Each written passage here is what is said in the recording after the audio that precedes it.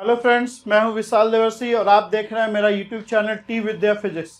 जो भी students IIT JAM CSI NET या ग्रेजुएशन में फिजिक्स पढ़ रहे हैं या फिजिक्स का कोई करिकुलम नहीं है लेकिन फिर भी फिजिक्स सीखना चाहते हैं, वो सारे लोग इस चैनल को ज्वाइन कर सकते हैं। लास्ट क्लास में देखिए हम लोग charge on the electric field due to thin conducting wire, infinite conducting wire की वजह से निकाला था।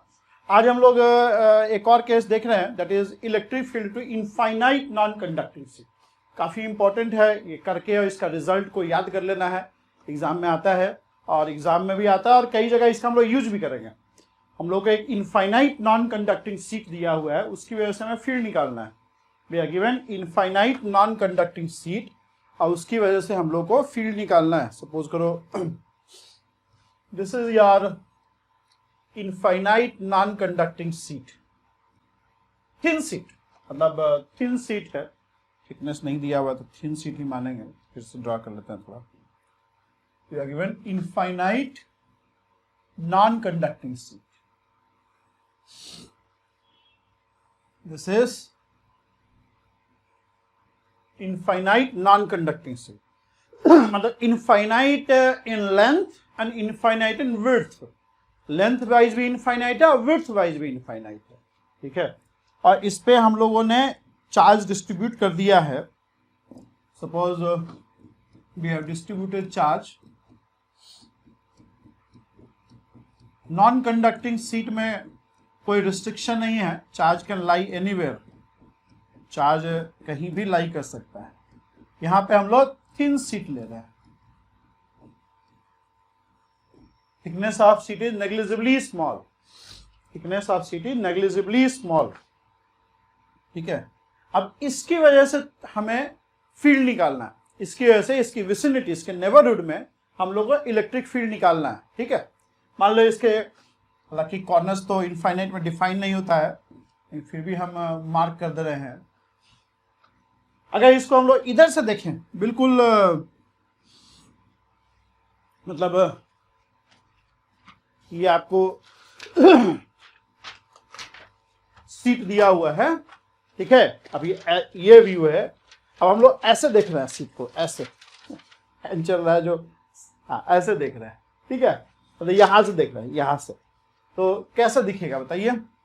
ये कुछ इस टाइप का दिखेगा, ए बी। और चार्ज किस टाइप से दिखेगा, चार्ज जो है आपको कुछ इस टाइप से दिखेगा। चार्ज कुछ इस टाइप से दिखेगा तुमको। नॉन कंडक्टर में कोई रिस्ट्रिक्शन नहीं होता कि चार्ज यहां नहीं लाई करेगा, वहां नहीं लाई करेगा। कंडक्टर में देखेंगे बड़ा सा रिस्ट्रिक्शन होता है। समझ पा रहे हैं? ये दोनों सेम है, बस व्यू अलग अलग है। ये आइसोमेट्रिक व्यू है और ये हम लोग एज को देख रहे हैं, तो ऐसा दिखेगा हम लोग को। ए के पीछे डी होगा और बी के पीछे सी होगा। ए के पीछे डी होगा और बी के पीछे सी हो जाएगा, ठीक है। अच्छा, अब हम लोग को इलेक्ट्रिक फील्ड निकालना है। अब हम लोग को इलेक्ट्रिक फील्ड निकालना है, तो कैसा गॉसियन सरफेस लोगे? What kind of Gaussian surface will you take? किस तरह का गॉसियन सरफेस लेंगे? मैंने आपको बताया था कि गॉसियन सरफेस आपको ऐसा लेना है जहां पे फ्लक्स इवेल्युएट करना इजी हो जाए, और उसको ध्यान में रखते हुए दो चीज आपको हम बताए थे कि it should be symmetrical to the charge distribution and it must pass to the point where you want to find the electric field. It must pass to the point where you want to find the electric field. तो कैसा Gaussian surface लेंगे? आप पढ़े होंगे 10+2 में। Yes, we take cylinder as the Gaussian surface. हम लोग एक सिलिंड्रिकल पिल बॉक्स लेते हैं, we take cylinder as the Gaussian surface. तो अगर सिलेंडर को गॉसियन सरफेस लेंगे, so cylinder, what is cylinder? Cylinder को गॉसियन सरफेस लोगे तो वो कैसा होना चाहिए सिलेंडर?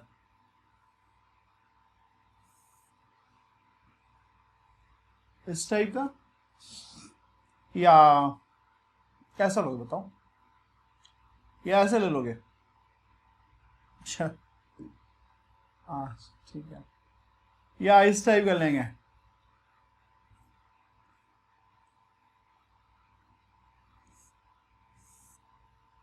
मैथमेटिकली ये भी सिलेंडर ही होता है।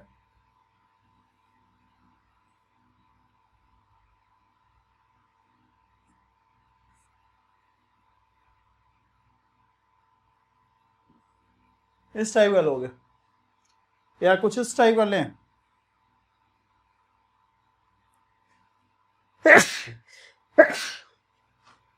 कैसा लेंगे?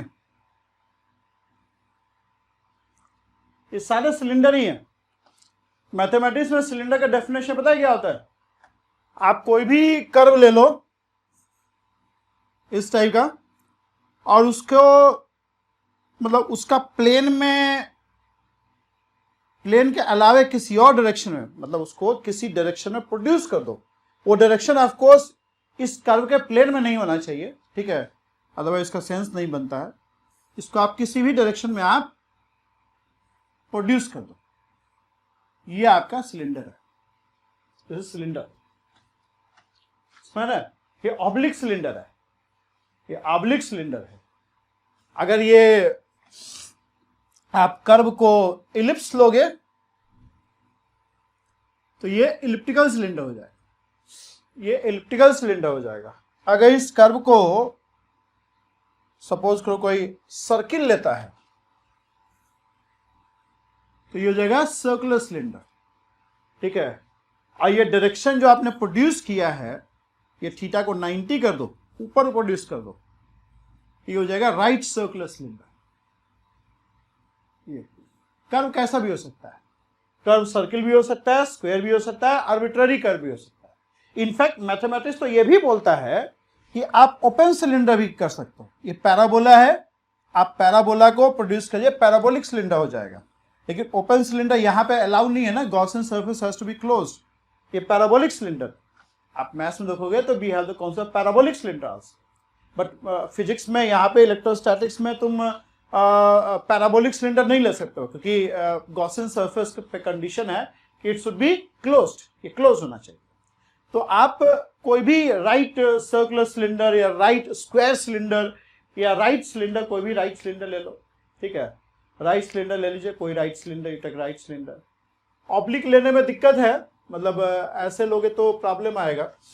मतलब कोई कह सकता है ना कि ऐसे क्यों नहीं ले सकते हैं हम, तो देखेंगे हम लोग क्यों नहीं ले सकते।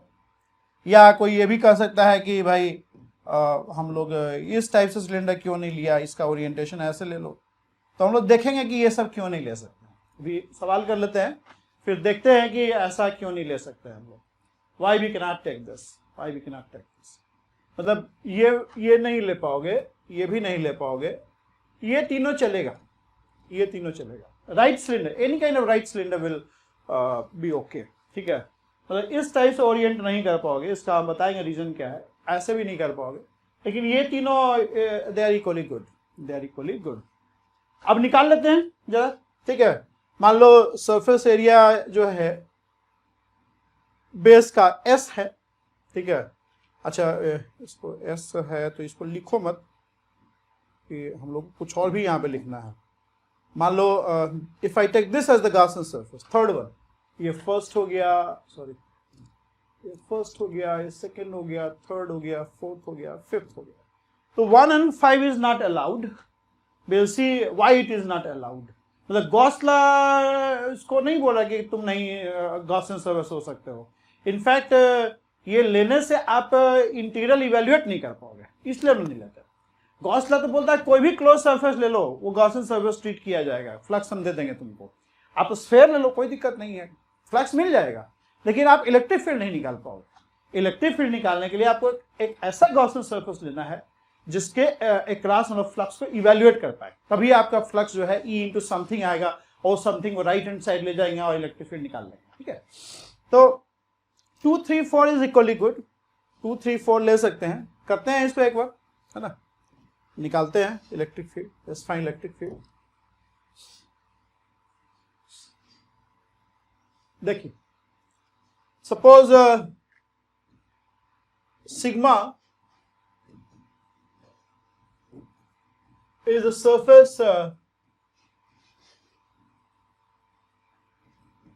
charge density. If sigma is a surface charge density, charge point area, अब मान लो ये गॉसियन सर्फेस लेते हैं, then this Gaussian surface consist of 3 pieces of smooth surface, S1,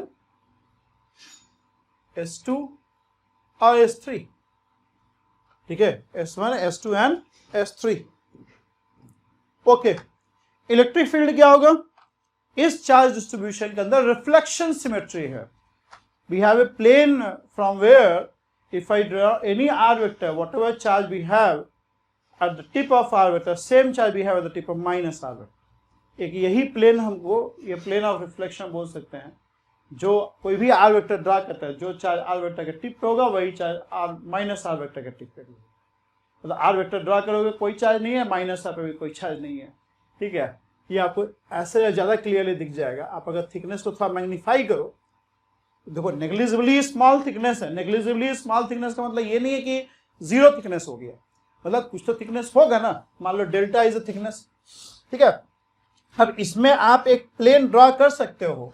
we can have a plane such that if I draw any R vector, whatever charge we have at the tip of R vector, same charge we have at the tip of minus R, ठीक है। एक are vector ऐसा draw कर सकते हैं delta by 4 distance पे, ठीक है।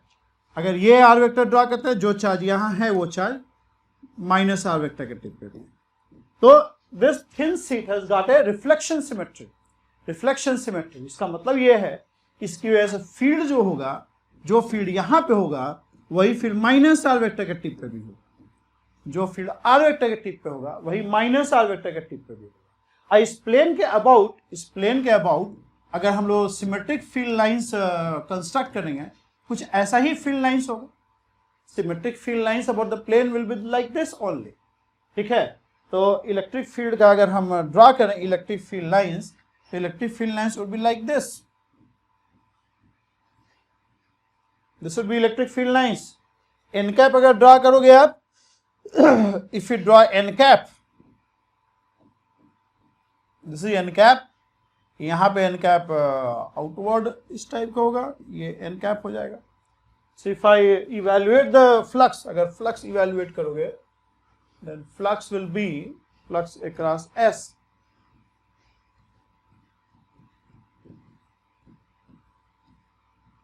S is Gaussian surface consisting of 3 pieces of smooth surface।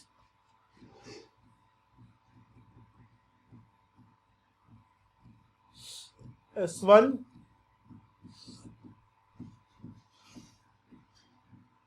S2,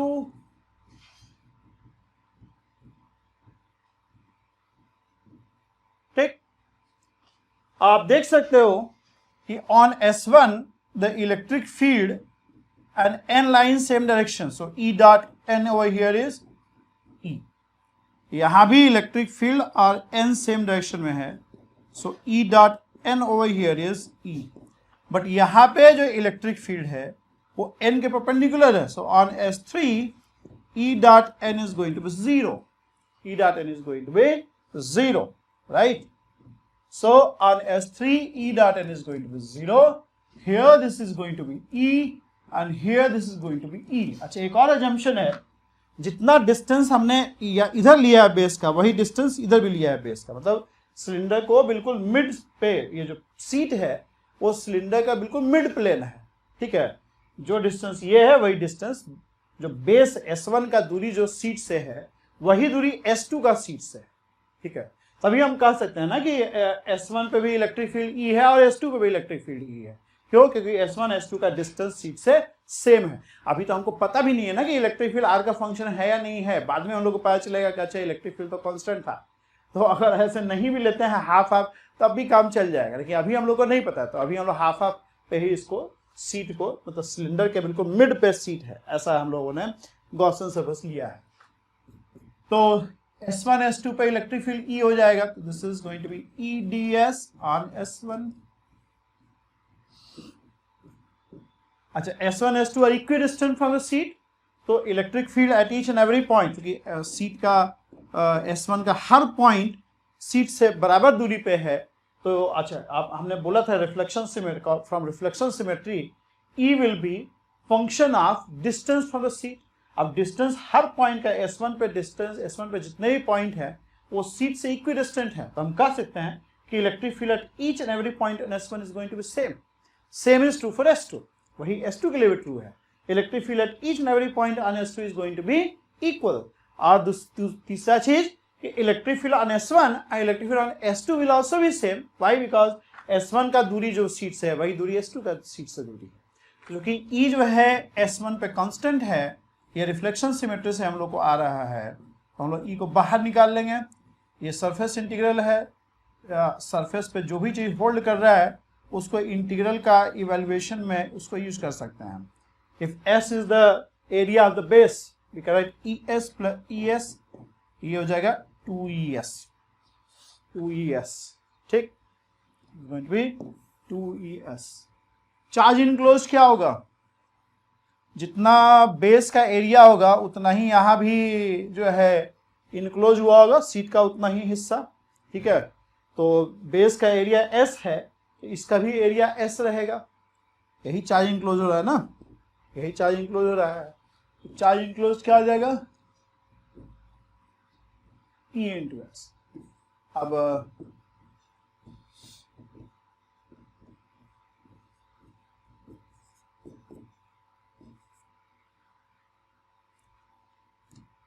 charge encloses, so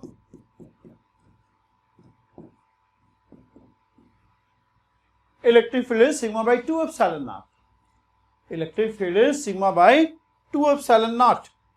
Electric field जो होगा sigma by 2 epsilon naught होगा. If you have any infinite non-conducting sheet of charge, then in that case the electric field is going to be simply sigma by 2 epsilon naught n cap, if suppose this is unit vector perpendicular to the sheet. Okay. Similarly, here the electric field is, अगर ये n cap इधर ले लो, outward down normal, so electric field in the vicinity is going to be sigma by 2 epsilon naught. Sigma by 2 epsilon naught. ये uniform field है, it's a uniform field. ठीक है. Any question you can always put in the comment box. कोई question हो तो आप हमेशा ही comment box में पुट कर सकते हैं.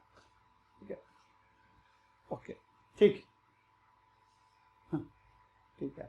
एक क्वेश्चन है ऐसे, सोचना अब इस पर, और नहीं अगर आंसर मिले तो you just put in the comment box, then I reply. देखो, इनफाइनाइट कुछ भी नहीं होता है.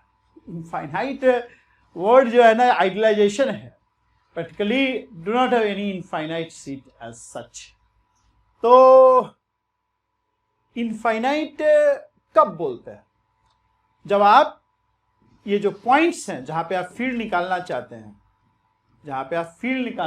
हैं, उस पॉइंट का दूरी मान लो सीट से R है. और इस R के कंपैरिजन में अगर सीट का डायमेंशन, लेंथ और विड्थ बहुत ज्यादा हाई है, मतलब ये R है, R मान लो तुम्हारा 1 सेंटीमीटर है, और सीट हम लोग ले मान लो 100 मीटर लेंथ और 100 मीटर विड्थ.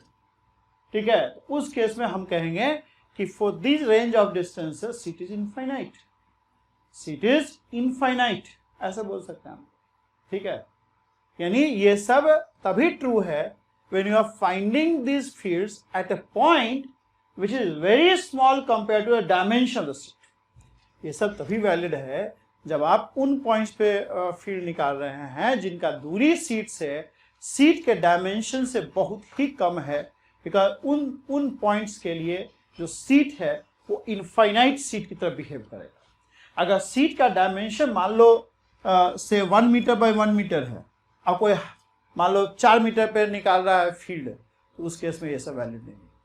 ठीक है, तो इनफाइनाइट वर्ड जो है, it is with reference to the range of distance at which you are finding the field. If you find a field से at r equals to 10 centimetre, then a seat of size 10 metre by 10 metre would be infinite seat. ठीक है, ये चीज दिमाग में रखिए. अच्छा, एक और क्वेश्चन था हम लोग का, बता ही दिया क्वेश्चन. अब क्या कमेंट में पुट करोगे? कमेंट में पुट करना बढ़िया है. ठीक है, एक और क्वेश्चन था, ये क्यों नहीं यूज हो सकता है? ये यूज नहीं कर पाओगे। क्यों नहीं कर पाओगे? क्योंकि यहां पे देखो ये सारे पॉइंट जो है ना वो जो है सेम डिस्टेंस पे नहीं है। सेम डिस्टेंस पे नहीं है तो उस केस में आप ई को बाहर नहीं निकाल पाओगे, टेक ई आउटसाइड। दूसरा चीज कि ये जो S3 है, S3 पे जो फ्लक्स है वो जीरो नहीं होगा, क्योंकि अब आपका ये भी होल्ड नहीं करेगा। ये चीज ई डॉट एन जीरो भी होल्ड नहीं करेगा, तो ये आप जीरो नहीं कर पाओगे।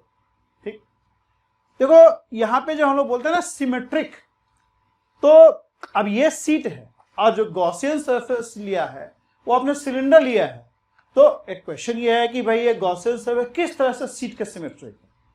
एक गॉसियन सरफेस तो आपने सिलेंडर लिया है और आपको चार्ज दिया हुआ है, वो सीट है, इनफाइनाइट सीट है, तो how this Gaussian surface symmetric to charge distribution? देखिए सिमेट्री बेसिकली जो है ना वो इसके बेस में है। This base is parallel to this seat.